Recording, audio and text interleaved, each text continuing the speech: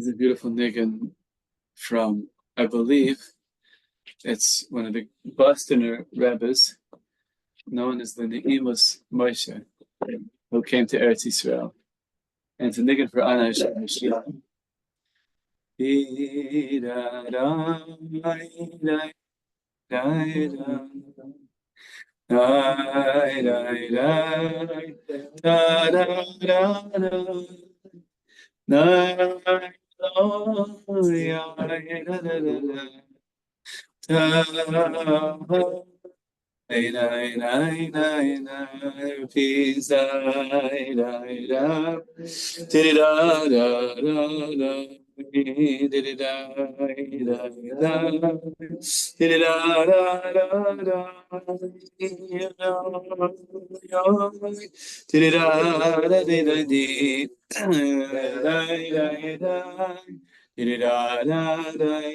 the first part, and then the second part goes, is it too high?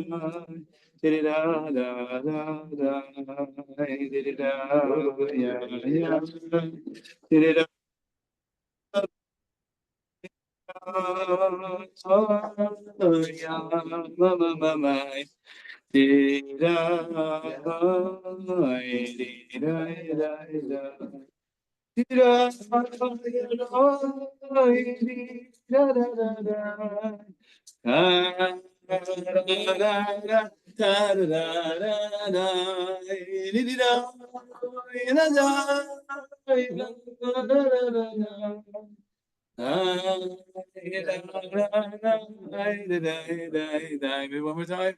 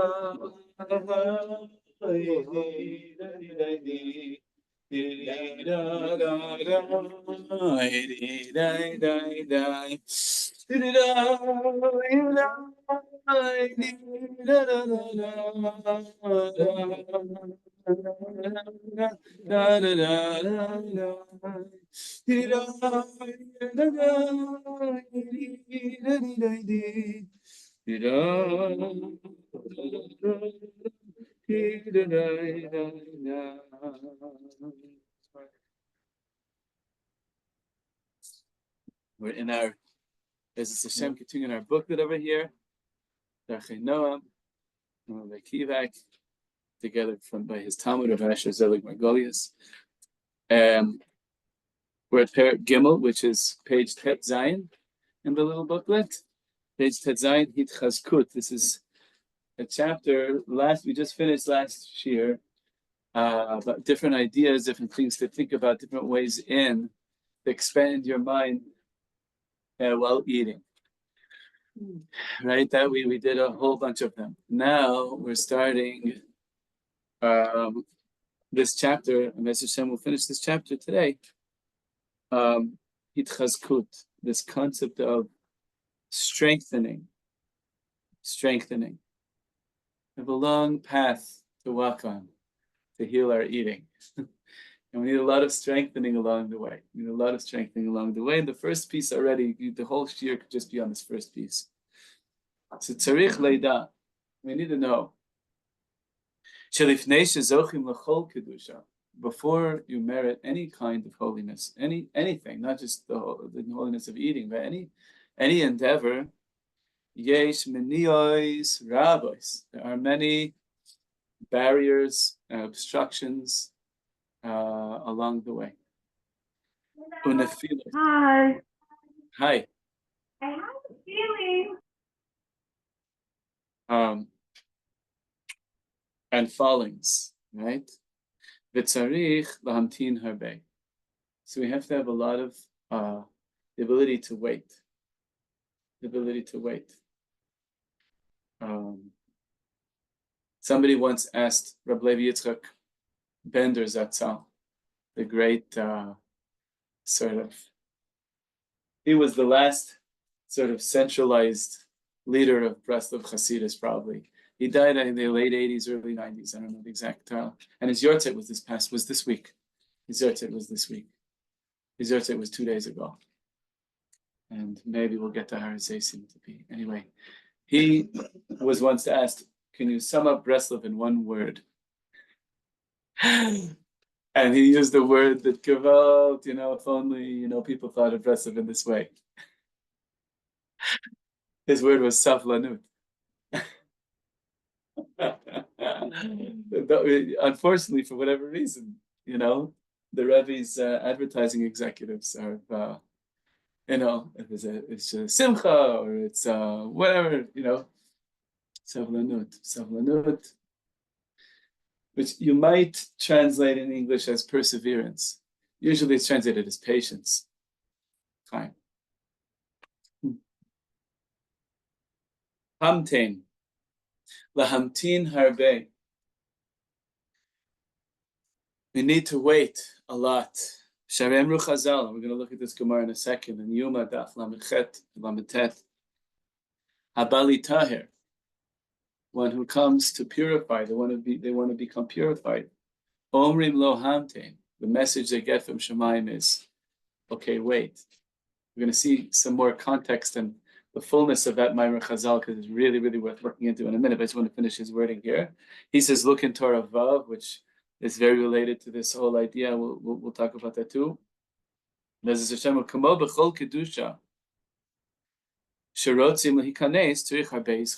just like any kind of holiness that you want to enter into, we need a lot of strengthening. And now let's just look at the Chazal, because it's so gorgeous, it's so incredible.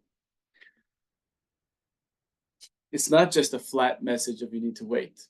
There's a whole metaphor that Chazal paint for us in both directions, also in terms of tuma, in terms of negativity.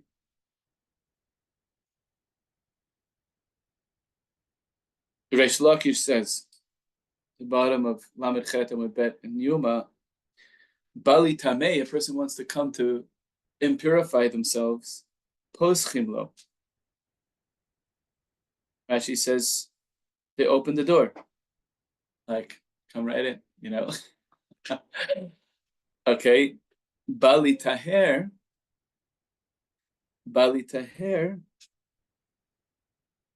the first thing is, Nisayin Oto.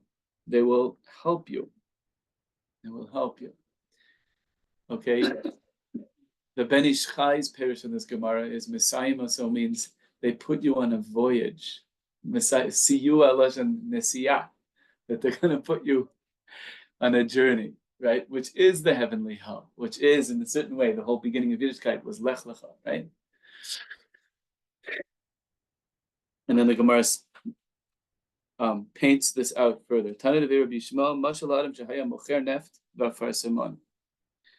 It's like a person who is selling, I always forget how you translate neft into English. It's not kerosene, right? Like this very, common and smelly substance, right? And afar samon is this highly expensive and extremely elegant scented oil that was like to produce one drop, you need, it's like a whole thing, and to get a whole flask of it is a big deal. Okay, so a person selling kerosene and shemen afar samon, these like opposites, like the two opposites on the spectrum of viscous substances. Amarlo. So if a guy says, I would like some neft, right? Balim dod neft, amarlo medoda talatzmecha. Sometimes I'd like to measure out some kerosene to purchase. They say, okay, you go, it's over there, aisle 3, Balim doda far simon, he wants to measure out some of our simon oil to take home. Omerlo hamtain. This is the hamtain. What do they tell you? Wait. Hamtainli ad she'emdod imcha. I want to measure it out with you. Kedei shenit basem ani ve'ata. In order that both of us can get a little bit of the smell on us from the act of measuring it out. Now, this is a rich, unbelievable image of what it means that you come and you want some holiness. Who's the store owner in this, right? It's got to be Shamayim. It's got to be Kuchabrichu, right? Shem says, okay, I'm giving you free choice. You can choose. The kerosene. And it's available. If you want the good stuff, wait. Why wait? So that I can be part of your purchase process and the measuring process, so that both of us, and again, this Purim Torah here, because Nit Basem is the same lashon as Chayavinish Lebesume. Purim, can't help mentioning that it's the same wording for the mitzvah of getting drunk on Purim, the Besume, to be scented, to be, etc. So this is an incredible thing.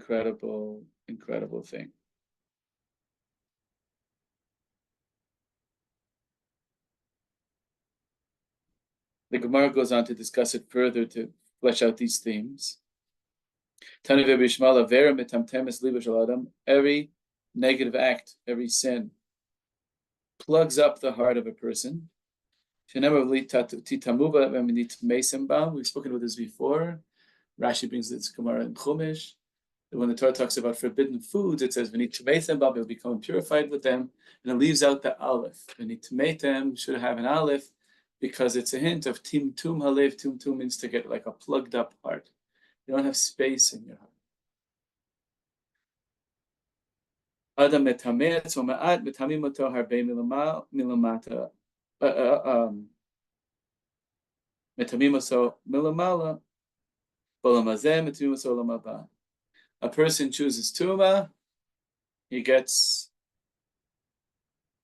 he gets a lot of tuma down here, harbe milamata, and then it is going to cause tuma from on high too. But the harbe is milamata, right?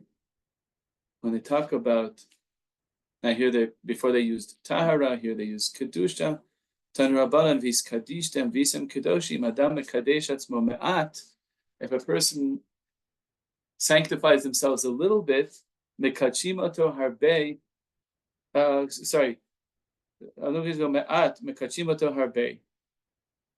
Then he'll get a lot. They'll get a lot of tuma. Milamata mekachim oso milamala. Bolamazem mekachim oso lamaba. Actually, could be I'm reading the Gemara wrong. Then 1 second. Yeah, no, it's the same. It's a mirror image of the two. Tuma also. If you matame yourself, there'll be a lot of tuma. If you, etc.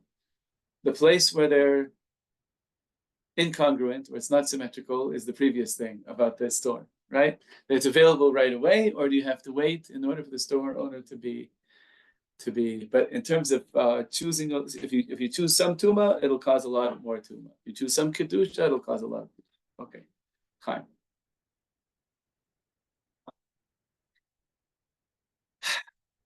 So,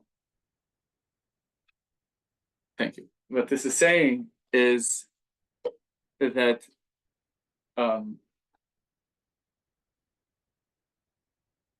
so to speak, Hashem is, so to speak, excited and wanting to be part of the process of our growth.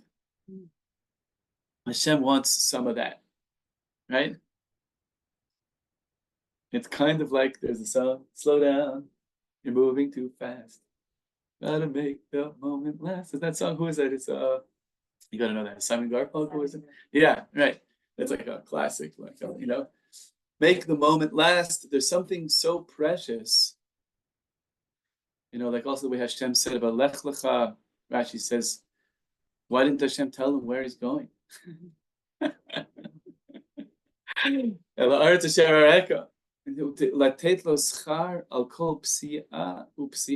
To give him reward for each mamish step. You see, Chazal are teaching us like a big thing about what it means to grow. That in our mind is like you grow when you can get to the end, and while you're on the way, that's a necessary evil, sort of, right? But this mashal is that Kaviyachol Hashem says, I want to be part of I'm so excited about your process. I want to get some of that good smell with you as you're measuring out the Afar Simon oil, right? And this is something that that we see. I just want to just for a second quote from Reb Nassan. Has two introductions to the Sipurei Maises, to the stories of Rabbi Nachman. There's a Hakdama Rishona and Hakdama Shniya. The Hakdama Rishona, he says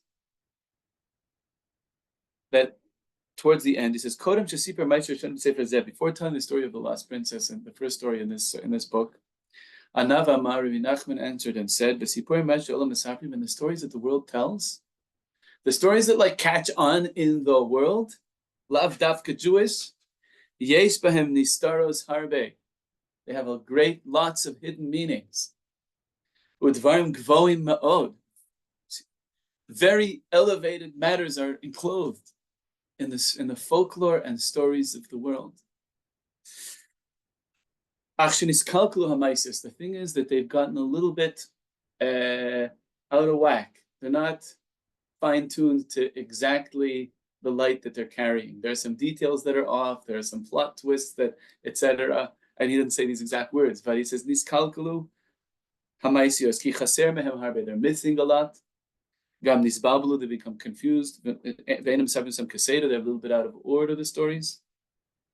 Ki masha shayach betchila mesaprim besof, what's shayach to the beginning of the story, they say at the end, and the v'chen lahefech, and the opposite, v'chayotz b'zav. Be'emes yesh b'maisas shemesaprim ha'olam, but really there is the stories that the world tells. If humanity loves certain stories, there's some deep stuff in those stories. Divarim ne'elamim v'layim me'oid. Hidden and very high things in those stories. The Baal Shem Tov Zatzal, the Baal Shem Tov, just by telling a story, could make unifications in heaven. When he saw that the pipelines and Shemayim weren't going right, and it was impossible to fix them through davening and Torah Hain, is about this, he could fix them by telling the story. And he says, he goes on to say, V'da, and so Rabbi Nachman's saying this, and then he started to tell this first story, the story of the lost princess. And he said, on the way, while I was on the way, I told the story and began to tell the story of V'dasha Maisa Sipur Rabbeinu, says Rav Nassan, know that the stories that Rabbi taught, Rubam Kekulam, not taught, that he told. Shesiper. Rabbeinu Rubam Kekulam and Maisios Chadashos Legame, most of them are completely brand new. Shalon Yishmu Ma'olam, no one ever heard before. The Imamish, the Rebbe just channeled them. Rakuba Atzmos Yipram Alivu Daito Kedosha. Most of them, like the vast majority, Rubam Kekulam. But that means that some of the Sipurei Maises actually he took from the world. and from the world, from folklore, from the world, and fixed them up to the way he understood that they needed to be, right? Why am I bringing this in? Is if you look at almost pretty much basically every appealing story, in some kind of a way, the story is going to be about perseverance. You look deeply at it. In some kind of a way, and very, very often you're going to see the negative side, like kind of quickly rises to the top. And there's some little hobbit, or excuse me, some little guy who's having a tough time and seems like no way that this is the hero, etc., and fails all the time, etc., right? This is a trope. This is a profound thing about how all good things happen, right? We were speaking about this in the Purim Shir, but I think it's kedai to repeat it again. There's this Gemara at the beginning of Masechet Shkalim, and I think I forgot to mention it in the Purim when I gave it over Thursday, that it fits so beautifully that this is the first Agadic teaching in Masechet Shkalim, and Yerushalmi has, right? There's no Bavli on Masechet Shkalim, there's Yerushalmi, and the first Agadic thing is this teaching where Rabbi Yehuda Bar Pazi, in the name of Rabbi Yehuda Hanasi, said, who can read these verses without shuddering, without being like in awe? That when it comes to goodness, to like donate for the Mishkan, which is related to the Shkalim, that's the first Chatzi shekels were given towards the Mishkan, right? It says, Kol Nadiv Lev, who gave? Not everybody, but only those who wanted to, had a giving heart, right? Rashi Darshans Chazal say everybody did give a Chatzi shekel, but in terms of the extra things, the gold, the silver, the other donations was Kol Nadiv Lev.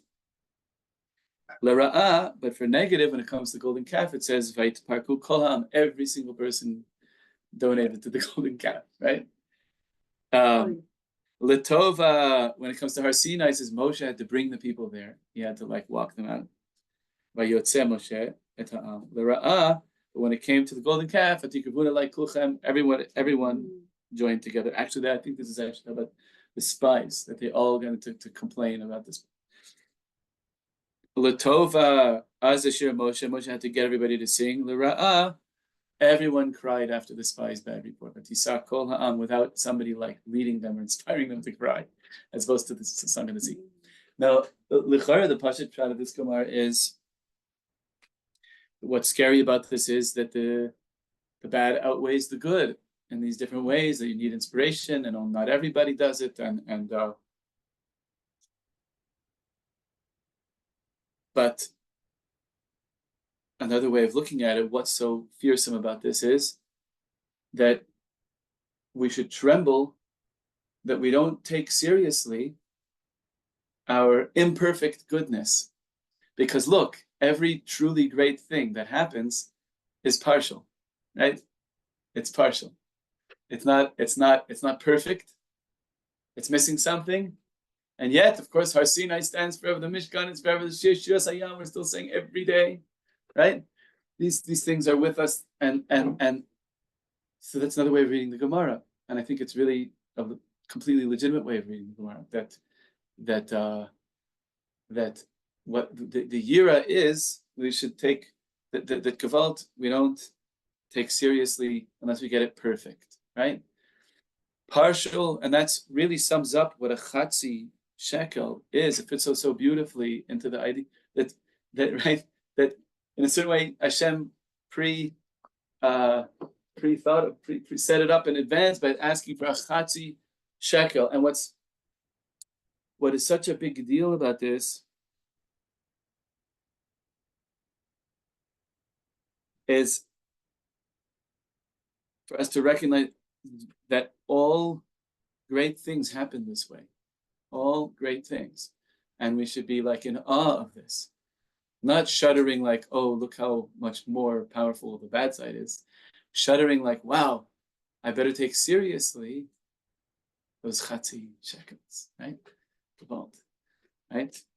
And so this is the what he's saying here in this first piece,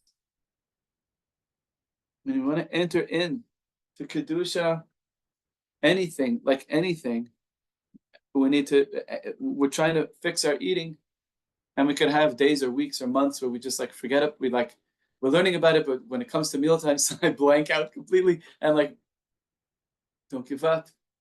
Savlanut, perseverance. All goodness happens this way. Hashem set it up this way. Hashem says, I want to be part of your process. Hashem dafka makes lech lecha, like Artashar Eka, like without naming the destination. Hashem wants to be part of the tiny little steps that we take. They're so unbelievably precious and so incredible. So we should not feel like if we don't kind of get there in some kind of timeline that we've set for ourselves, or achieve some kind of goal that we feel is going to decide, have I reached eating with awareness, have I not? But to just recognize that this is how it really goes. And this idea of hamten, this idea of waiting, is because of how precious the process is. That even Ad Kidei Hashem wants some of that. Hashem wants it somehow. Ani v'ata nitbasem gam yachad, so unbelievably gorgeous that Hashem wants to get perfumed by the process that you're going through. And it's an absolutely stunning Gemara. So let's go now to the next piece. He says, Tzarich leida she'Hashem yitbarach nimtza gam k'she'ayefim ve'ein cheshek. You need to know Hashem is with you, even when you're tired and you don't have any willpower to even try, right? This is a very, very big thing. You don't have to make the connection with Hashem.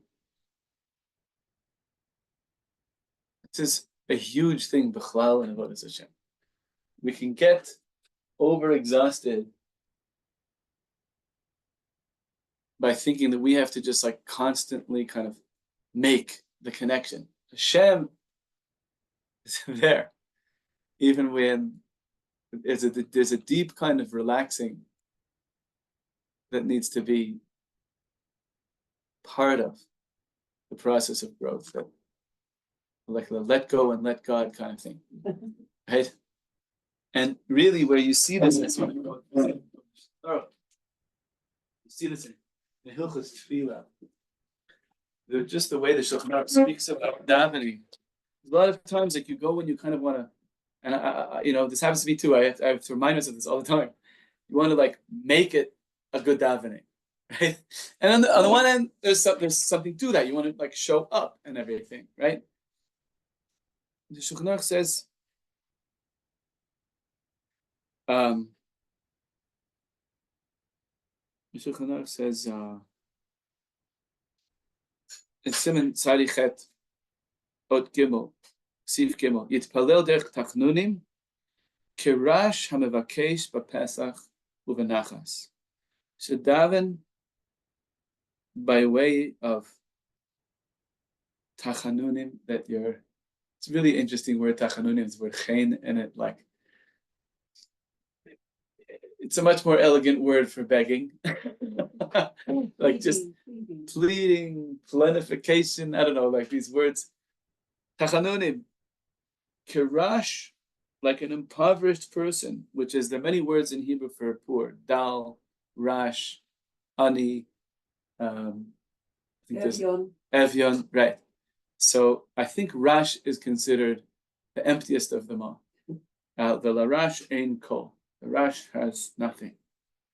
And it says, you're just asking at the doorstep, bapetach, like at the kaviyachol, knocking on heaven's door, and uvenachas, and with a certain kind of also of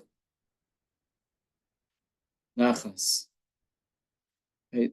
And this thing is that, if you're davening and you're feeling your sort of koach to make it be a good davening start to ebb away, and then you start fighting to bring it back. Maybe just like lean in to the powerlessness. Lean into the powerlessness. Lean into being a rash. It's really, I'm really appealing to mamish God beyond me.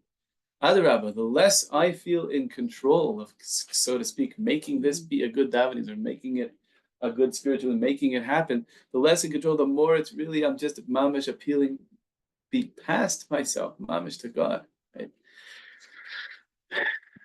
And it's just a really important thing. Bichlal, we don't have to work that hard. There's something off. If it's like you have to keep on generating, like this gerbil, the light will go off if I stop running, like kind of thing. And it's very, very profound. It's a very deep thing. And the same thing goes with the eating. Sometimes I'm like, I'm exhausted. I have no cheshek. Okay, you know what? Like Hashem is like nothing to do with me at this meal. No, Hashem is still there. And every little thing still matters, still counts. And it's not. I don't have to like make it happen, right? Okay. The next piece. Brought in a number of places. Hilchas Chala, particularly Halacha Dalet. Sherov nefilos ha'adam heim al yedei ha'achila. It's an unbelievable thing. That most of the fallings of a person is because of their eating. And he explains this. What does that mean? It's one thing that, yeah, it's true. If I eat just kind of stuffing my face and forgetting totally about Hashem feeding me and everything, then the energy it's going to give me will be a heavier energy. But he's saying it's not just what the unconscious eating will do. It's not just that. It's really the main thing is ki noflim b'da'atam, that this is this hugely important term in Bres of Chassidus. Rav Nassim brings it in his introduction to Lukatei Halachos and in many places with the Halachos. Nefila b'das. It means, the Rav Shlomo would put it this way. I think I said it once in Shir, no, this year or the year. There's retail evil and there's wholesale evil. You hear this one? They say it here? I don't remember. Yeah. And this year, yeah. Maybe they want whatever. He said, like, retail evil that Yetzirah gets you to do something wrong, Wholesale evil is Yetzirah says, you see you did that thing wrong, that means that you are a failure. Your whole thing is, right? That's nefila b'das, right? And our daily interaction with physicality, the most strongest is with food and the most constant. And even though we may think that we're not judging ourselves about how we eat, some part of us is like taking notes. And it's like, come on, who do you think you are? You see how you ate that hamburger or whatever. And like, right? And it's a very subtle thing, nefila b'das. You can still be going through, making brachas, keeping Shabbos, etc. But inside, you're just like, like that sound of that trumpet, like wah wah wah wah. Like it's like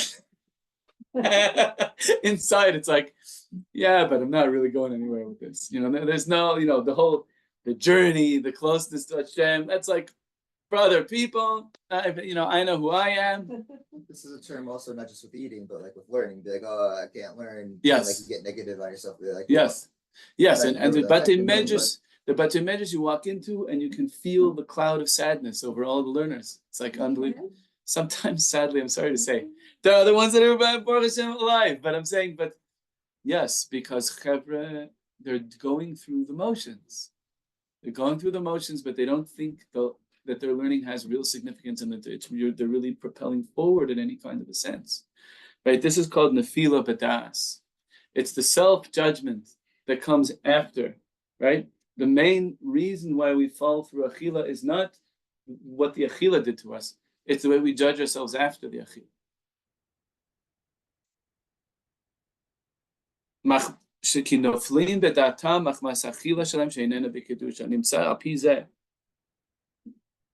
So we find that the hastara shel Hashem is b'cheish b'chila kol kach chazaka. Look how powerful the hiddenness of Hashem that creeps into our lives through eating, through the way we judge ourselves based on the way we're watching ourselves eat.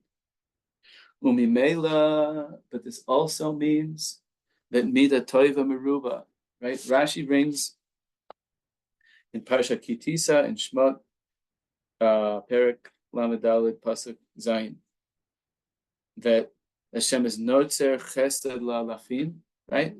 He keeps the chesed for thousands, which is at least 2,000, and poked avon avot al ribeim, and sins of the fathers can affect 4 generations.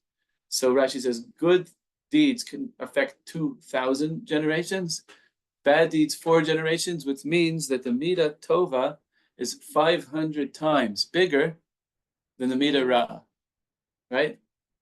That the positive heavenly repercussions are 500 times stronger than negative heavenly repercussions in the world, right?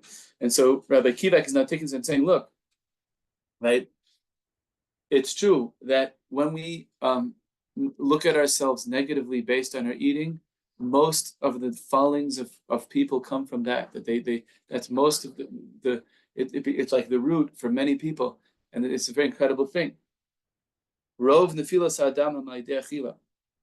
And he says, so, however, midah tov baruch, there's a midah tov that's 500 times stronger. So if we'll be able to say, wow, I just got fed by Hashem, and we're going to see soon like how important it is after each meal to get up and feel you did something. You did something. Every meal. It's unbelievable. And when you can go from every meal from that kind of a place, it's Popeye. It's going to be spinach every time. I mean, I'm talking about Popeye spinach. But like it's 500 times stronger.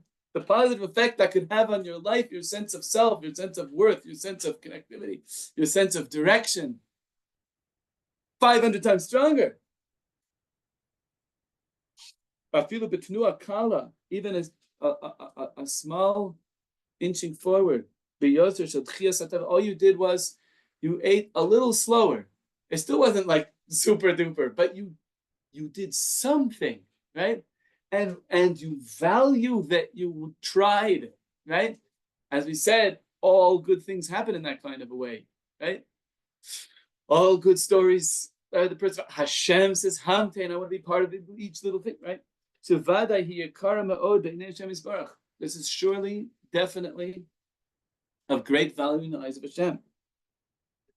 Sharei Yitzliach, this creature with this beard, ate the pita a little slower, chewed it with a little bit of a sense like, wow, you're feeding me right now.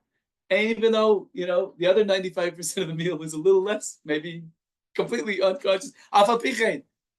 If I can value what I did do, huge, right? All the audiences and all the movies are like, yes, go Leibish. Like all the story, this is what a human being, that's how human beings do things, We partially achieve, That's like how it is. With such manias and Gewalt, what we're going through, and every reason in the world that this year, and with all the confusions and just the whole circus of humanity these days, etc., circus is a euphemism. And there's so many hidden things that Hashem's presence is so hidden. Hashem's reality, His existence is hidden. In the same way, this is a Gemara in Sukkah, and open it up. The Gemara in Sukkah says that first the Yetzer Hara gets you to do teeny little things that are negative, like these little strings of a spider web, and then eventually it just gets thicker and thicker until you're stuck. Kamochen, so it is true about positive. Hayetzia mehatuma, leaving tuma, going to tahara, he ayidei says also through like a hair's breadth of tiny bit of awareness, a teensy, eensy, little moment. Ulahamin b'chashivus hasara etzel Hashem Yisbarach, to believe in that preciousness of the hair by Hashem, this hair's breadth. This is something also Reb Shlomo would say, that like a billionaire who's got Picassos on the wall, but worth more than all of those is his like 5-year-old's like first picture from Ghana. Is like a shmiri, half, you could sort of tell it's a face, and that's like up on the fridge, worth more than all the Picassos, right? He says, same thing, Hashem has all the galaxies, all the things, but our Hanukkah lights, our Shabbos lights, are worth more, worth more. It's incredible, because of all the pathos of being a human being, right? And to believe this. Al pizeh, next thing, tzarich lehizaher lakum mishulchan. We gotta really do our best that every time you get up after every meal, this is like an incredible like shot in the arm, and feel like I did something. Mitochis chazkus shehine, with these other achalti b'kedusha. I ate with holiness, right? And like we've been saying all along, eating with holiness does not mean perfect. It just means even one moment of pulling in the direction, one moment of feeling fed and nourished by your Creator, one moment of chewing a little more slowly and being kind to your own stomach, and so on, right? Sharei zoha emes mamish. This is the truth, for real, mamish. They definitely made some unifications, like we saw from the Moreh Naim in Parshas Matos, which is a very important source for him in the Sefer. He says it's the biggest proof that eating makes unifications is that literally this outside thing became unified with your body. Like it's like a mamish, a yichud. And it's not so far out to imagine that the spiritual energy behind that thing got connected to your soul too. Right? There was a real yichud. And it's become, and each food you ate has mitzvahs in it. There's going to be things you're going to do. You're going to walk over to do chesed. You're going to smile at someone. You're going to daven. You're going to make a bracha. There's mitzvahs in the food. If you get up from each meal with that kind of a strengthening, it's going to give you the strength to be strong in your next meal. But if each time you finish, like, there he went again, and it just self-flagellating each time, then that's going to cause like a really deep falling. Just keep and now this in this thing he's saying a really important thing, a lot of really important things, and one thing that sticks out to me that's not as obvious is we have an idea in Kabbalah from the Zohar HaKadosh that leis re'us hatava deis avid, no goodness, even goodwill, re'us hatava means like a goodwill, that ever gets lost. No goodness ever gets lost. It's all cumulative. This is a huge, huge idea. All the goodness in the world is cumulative, and the negative in the world looks like it's cumulative. It makes this whole big mountain scary. It's not. It doesn't connect to each other. You see, like in the Purim story, Achashverosh kills Vashti, kills Haman. There's no stickiness. There's no oneness to the other side. All the mistakes I've made are all just grains of sand that fall away. For a moment, they stand like this huge monster, but whereas all the goodness I've ever had, even the goodwill, is snowballing. The thing is, what he's teaching us here is, it's really important that we be aware of that, and that we be consciously part of that snowballing process. And we build that snowball in our minds also, not just that it's true, Machoreha Pargod, like up in Shemayim it's true, but we don't see it. We need to try to build momentum from meal to meal. And simcha, and like a can-do attitude. You got to be Rocky Balboa, get back in there, all the good stories. Right? You get back in there. You can do this. Right? And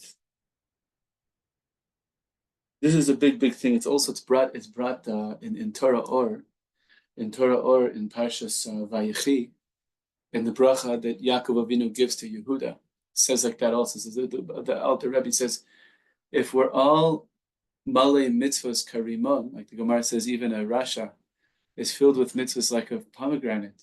So how come we're not all like shining, like unbelievable beings?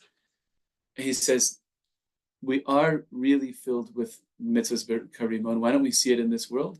Because we're missing simcha shel mitzvah. The simcha shel mitzvah is what makes it shine out, is what makes it perceptible, right? There is this reality that the negative is not cumulative and the good is. But you want to see it, then you've got to be a shtickle aware of it and happy about it and like feeling good about it, right? And he says, and this is this word, like Gewalt, I feel like this word, it's just my own opinion, but like it's this kind of what he's about to say now here is like shows how much, if you didn't already feel it, like how much Rav Kivak is such an important leader of our generation. He says, this is so him, this kind of joking way of talking, but the greatest thing in the world. He says, right? Right? The term in Hebrew is like on the side of goodness. Like kaf is like means there's like a scale, right? And there's two sides. Each one is called a kaf. But the word kaf also means a spoon that you eat with, right? So he says, hakaf shel ha'achila l'schus. Judge your spoon for the schus. Right? Judge on yourself that your spoon is meritorious, is doing great things, right? See that little bit of or is doiche harbecha, even if it's 1% of your meal, and you had a lot of back and forth, and you had a conscious, and you forgot the conscious, and you came back, and then by benching, like and like we saw from Tzadok and like we're going to see Tzaddikim say that you can lift up your whole meal experience after you're done eating, just by remembering and really thanking Hashem for it by benching. And even later in the day, even your benching was just robotic, you can still, like if you have one meal with consciousness, you can lift up all your previous meals. We learned about this previously. Like davening again, one good davening that lifts up all. So the thing is, it's so beautiful. Judge your spoon. Tzarich ladun atzmo l'chaf zchut. Judge yourself that you're holding a spoon of innocence, a spoon of merit, right? So gorgeous. So like unbelievable, right? There's so many mitzvahs coming through into my life from this food. I'm making brachas, I'm keeping kosher, it's giving energy to smile, to daven, to etc., to live. This spoon is bringing you closer to Hashem. It's like tefillin, the spoon, right? The spoon is mamish like it's a kli kadosh, right? It's Jewish eating. I mean, seriously, right? If we could bring back your boobies and zadis, what would they want? They just want to watch you eat, right? They just want to like, she's eating, he's eating, right? Go out, and like Hashem like that too. They're growing, you're receiving it. It's so beautiful, it's so real, right? Tzarich lamin b'zeh be'emet. You gotta believe this for real. Below bilbulim, no confusions. That spoon is a schus. It's so beautiful. Yeah. This is so the opposite of our whole way of thinking about it. What do you mean? It's like, I feel like What came through to you? Shameful, Right? Eat again. Oh, if only you could be like a Moshe Rabbeinu, Arba'im Yom, Lechem La'achav, Mayim Lo Shata, Yeah, no, it's really, and in my opinion, It's like such a total overhaul. It really is, and the thing is, it's that this is Jewish. There's a reason why we eat all the time. All the Jackie Mason material is available now. But I'm saying, we need some portions, But the point is that Mamish, there's something, if I may say, I don't want to say anything bad of anybody, but some ideas from other religions creep in. Some anti-physicality ideas have crept into us. They've crept into us. I don't think the Sephardim are bothered. They I'm saying I don't know. I don't know well enough, but I don't think when they're eating the barak, it's like they're barbecuing away. They're they're doing their thing. I mean, we with our seasonal defective disorder and hanging out too much with other Puritanistic theologies and so on. We lose our sense of our healthy sense of kafschus. This is the Chaim. Kafschus is like the fun. Yeah, judge your spoon as being bringing you merit, as being like a tefillin, like mom's like Shabbos candles. Your spoon is like as holy as any of that, right? It's for sure what your grandmother would say, right? No, okay, maybe not. But even while you're eating, like in other words, like okay, fine. So that's unfortunate. So the thing is, it's mein Kind, that's so something got broken somewhere along the way, and this is not a blame. These things are so profound. These burdens that get passed from generation, the brokenness, the gullus. It's heavy duty, But listen. Even the Beis Hamikdash, Hashem says, "Korbani lachmi leishai." Last week's parsha, the Korban Tamid, Hashem says, like, "Bring me my bread every day, twice a day." Right? Hashem says, it's like right there, That's Shulchan Gavoa. The Gemara says. The Gemara in Beitza even talking about a Yantif, like, can you bring a korban on Yantif? And one of the svaras is, it's not right for our table to be full and Hashem's table to be empty. We want him to eat also. Like, we don't feel comfortable eating if he's not eating. It's like this whole. Anyways, Chaim.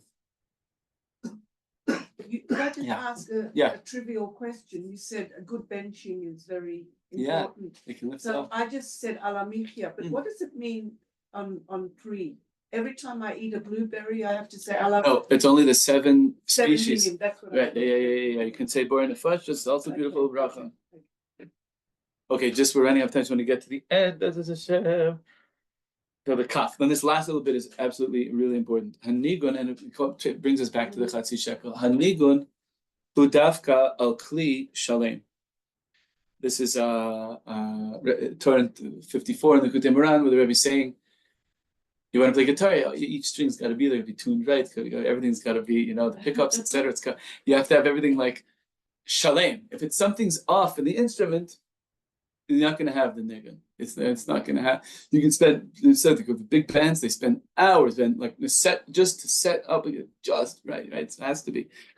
Klamar shehasimcha shel ha'adam. This means to say, and this is going to be a redefining of the partial concept, because it's partial but it's complete. There's a difference between, and Reb Shlomo was also, I noticed this, Reb Shlomo never said perfect. Whenever he saw the word shalem, he would translate it as complete. Never perfect. It's a very interesting thing, right? There's a whole different vibe to the word complete than the word perfect, right? Because you can have a complete half. That's what we're going to talk about in a minute. That the partial, it can be imperfect and partial, but complete. Right? That's what this thing is about. Hanigun hudavka kli shalem, to really be besimcha, to be singing about something, you need just like you need to get the instrument to play, and there needs to be a wholeness to it. Klavar shasimcha shel adam hu al yedei she'otzem mitzvah u'mamin shemaisa zeh bifnei atzmo hu kli shalem. I believe that this mitzvah, this tefillin, this bracha, this whatever it is has a wholeness to it, as a complete vessel.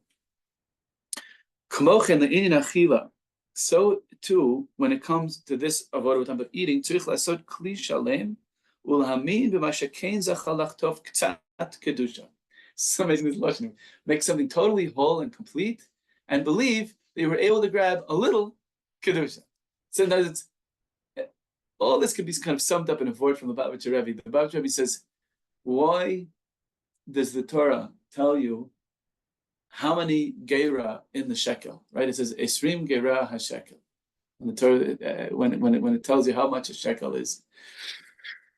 So part of it is to know the precise volume of silver, weight of silver. Logic side, but the spiritual side is, he says that because you need to know, and he said this in the context of marriage and dating. He said that a chatzi is 10, right? That's what the Torah tells you. The whole thing is 20, because the Torah wants you to know that a half is 10, which is a number of wholeness. He says to be ready for marriage, you have to reach a state of being a half, which comes out of being such a whole, of being where you're at. It's like, it's very, very fascinating thing. When you're really besimcha being you, then you're really a half for the next, like if you're overly needy and sort of like, there's a 10-ness to the halfness.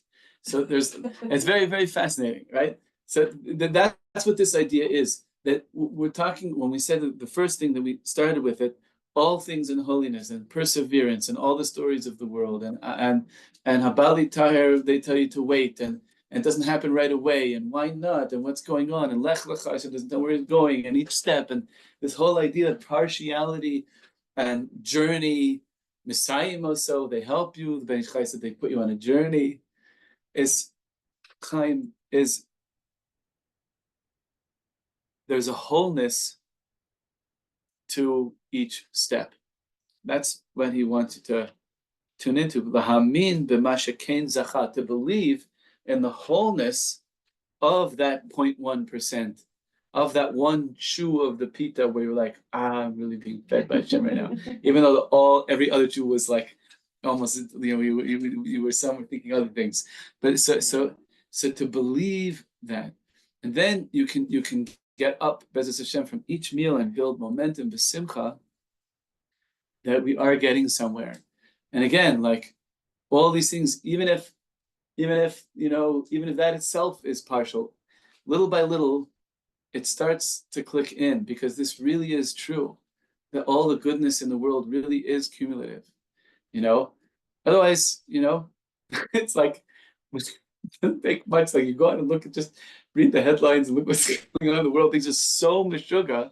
It's got to be that the little things of holiness must be that they're somehow more stronger than all of this, and we're going somewhere with, like it's got to be, and it really is. Leis Ru'usa Tavadis Avid is a reality that the Zohar is teaching us about. Even a good will, let alone an actual achievement, even just wanting to, just wishing I was eating Bikadusha, even that is it's cumulative and it snowballs. And the thing is to try to do is to bring that actual reality that's out there into our consciousness. And once again, not to try to make it that way, but just follow into it, realize it is that way. It's like, let go, let God, that we don't have to, even when we're exhausted, we have no koyach for it, Hashem is still there, and that reality is still true. Thanks so much for coming. Thank you. Anybody have thoughts or questions? Okay. Too good. Okay. Avaram. Thank you for coming. Yehuda, Zoom user, Judy.